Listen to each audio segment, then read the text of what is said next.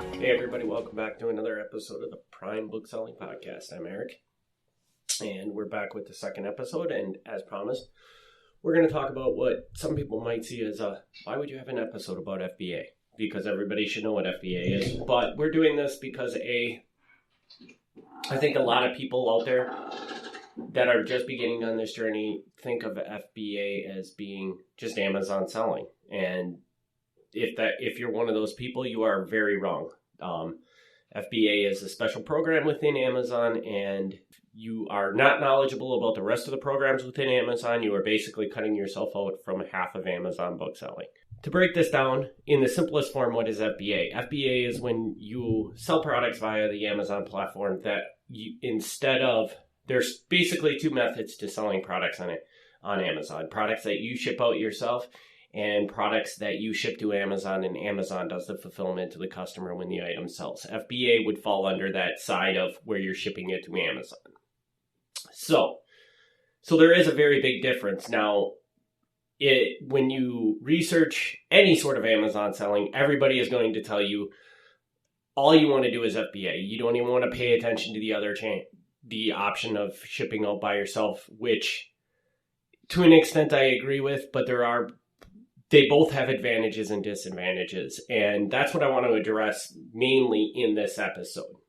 What are the advantages of FBA? Well, number one is FBA obviously makes your business simpler, because you find profitable inventory to sell. You ship it into Amazon, and you're done. After that, Amazon pretty much takes over every step of the way.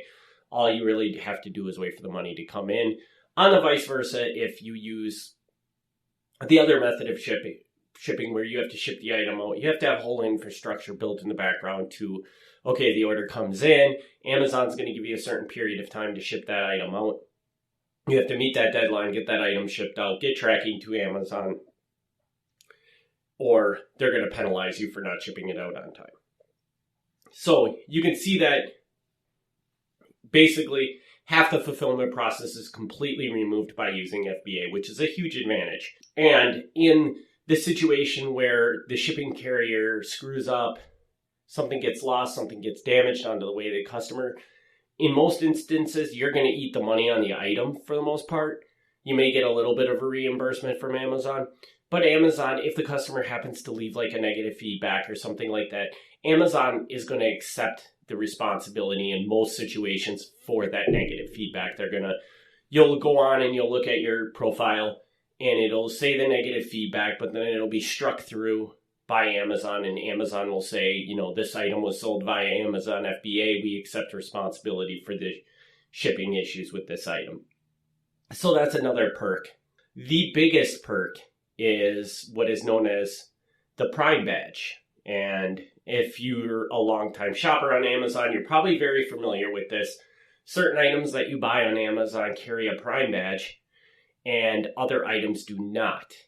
And basically what the Prime Badge is you automatically get the Prime Badge when you're shipping it into FBA. That means you're basically tied into Amazon's logistical network, and it's kind of a badge of honor that the item is going to get shipped timely and get to you in a reasonable amount of time. For the longest period of time, it was always 2 days, but ever since COVID happened, that's kind of gone away, and a lot of people aren't getting it in 2 days, but it's still much more timely than a lot of other delivery carriers.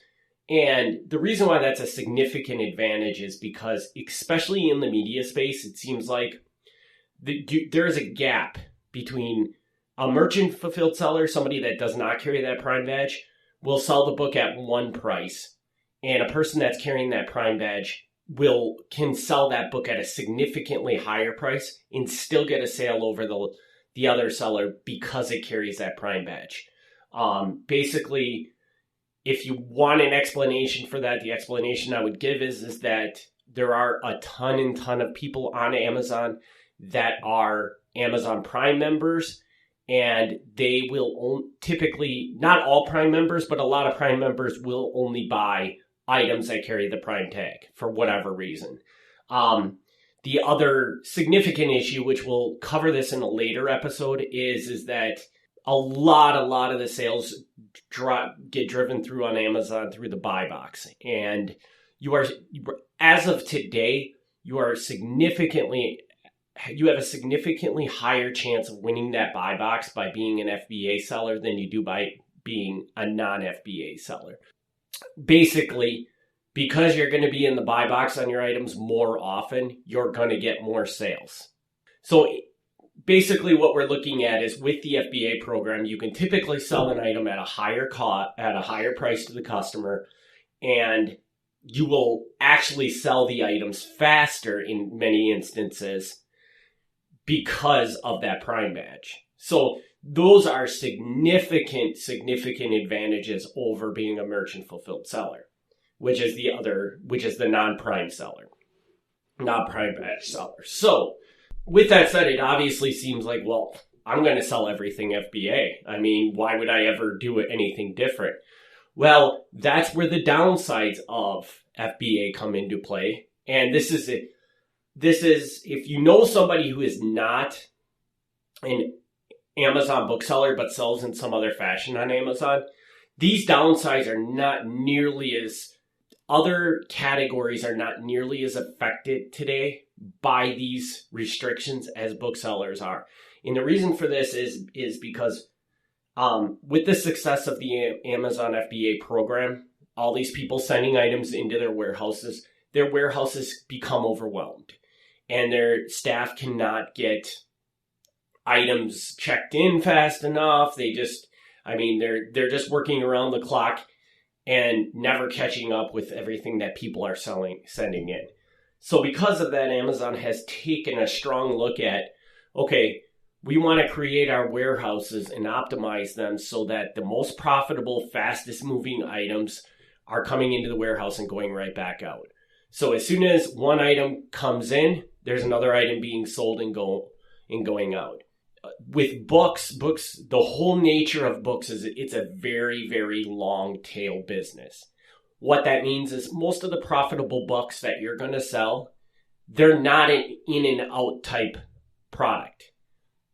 They're what is known as a long tail product. And if you're curious about learning about long tail products, there's a great book called The Long Tail that you can read, and it talks about different businesses that use have a long tail business model. But essentially what that is that you find a profitable book, you send it into Amazon, and it's going to sit there. It might sit there for 30, 60, 90, 180 days before that one buyer that wants that book is going to come along and scoop that book up.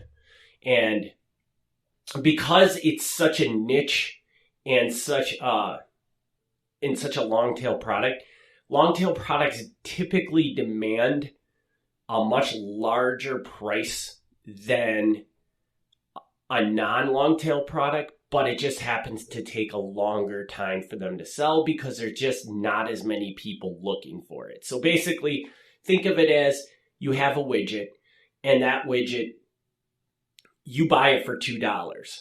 Well, now if you're in a non-long tail product, you'll sell that $2 product for $7, and you'll make $5 on it, but you're going to sell 100 of them in a month. A long tail product is more like you buy that product for $2. You might sell it for $20, but a seller's only going to come along once, maybe once a month, maybe once every other month to buy that product.